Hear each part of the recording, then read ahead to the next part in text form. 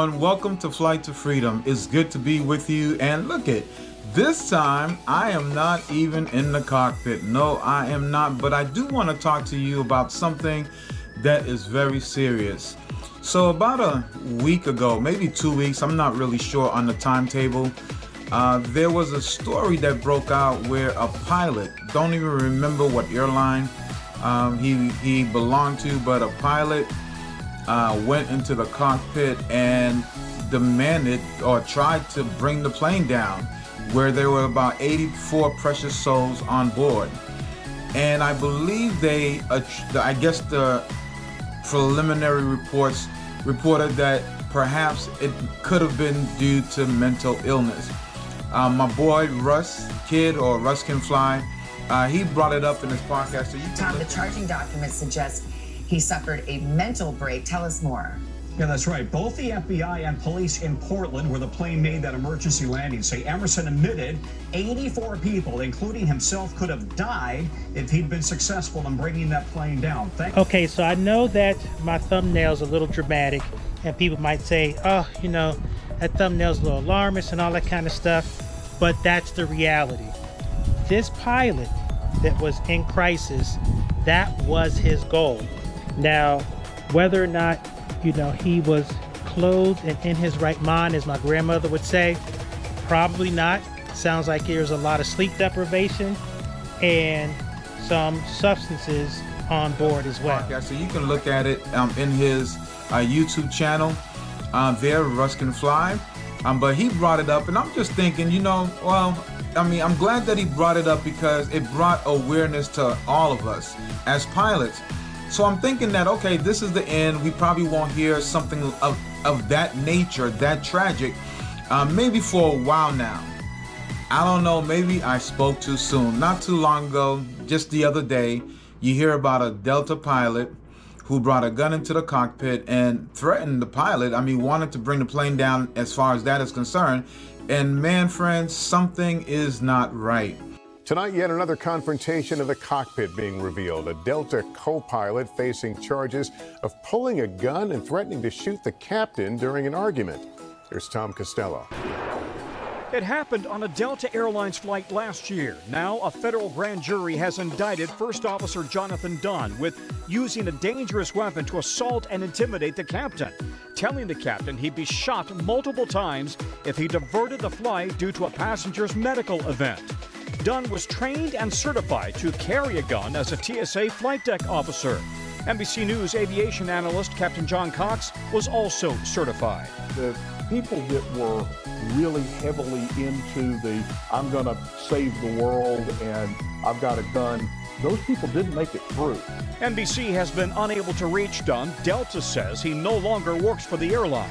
The indictment comes after an off-duty Alaska Airlines pilot riding in a cockpit jump seat last week allegedly tried to shut down the engines on a passenger plane. Joseph Emerson has pleaded not guilty to 83 attempted murder counts. He allegedly claimed he was in a mental health crisis and had consumed psychedelic mushrooms 2 days before the flight. He had no intention to harm himself or anybody on the airplane when he acted.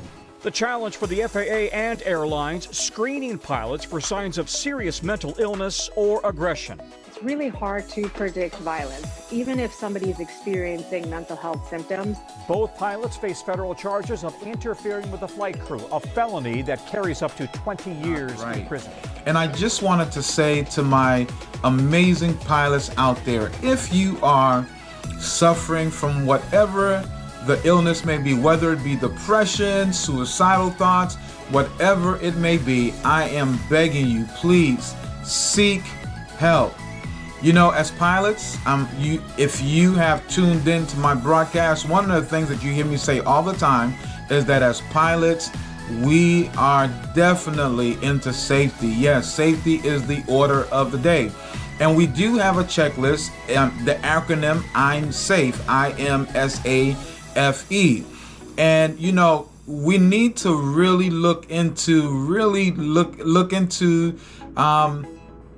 just really checking to make sure that we are safe to fly mentally. Sometimes, friends, I get it. You know, there are things that happen in our lives. We're not just flying. People often look at us as pilots as superheroes because they're flying this big machine, and there's a certain awe that comes with pilots when they're flying.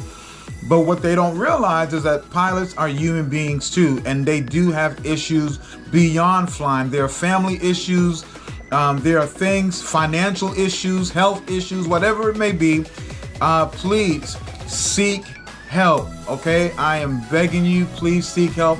Don't become the latest news story that we hear about where, you know, something happened, you couldn't deal with it, and so the only course of safety you thought about was to put other people's lives in danger. So I'm asking you, please, if you have any issues, you're suffering from any kind of mental illness, please talk to somebody that you can really trust. Talk to a friend. If you can't talk to, if you're married, you can't talk to your spouse, talk to a counselor. Now, I don't know this and I'm not certain of this, but I'm sure that the airline industry, perhaps they have counselors at hand that you can actually reach out to confidentially so that nobody knows. And I'm sure there are hotlines out there. I know that Russ Kid, he has on his YouTube channel, before every episode, there's a hotline that he has where you can actually call and talk. So again, you can, I don't know the number, but if you do pull up Russ Can Fly, before every episode that he has, there's a number on there that you can call. Maybe I should stop putting that on my stuff too, but please, that you can call if you have any issues. They are confidential, it's private, you don't have to worry about that. So I'm just, I'm looking out for you from one fellow pilot to another. Just want you to know that I want you to know, number one, I'm proud of you because you're doing something that a lot of people cannot do. But at the same time, please, whatever you do, please get the help that you need. Alrighty, I hope that helped some. I look forward to flying with you again sometime soon. Can't wait to do that. Can't wait to put another episode on there after this one. Other than that, friends, if you know anybody who's a pilot, well, not just a pilot, but if you know anybody suffering, specifically pilot, because that's what we do. If you know anybody like that, please, friends, get the help needed. All right. Listen, I look forward to being with you in the cockpit again. Until then, take care. Flight to freedom. Talk to you later.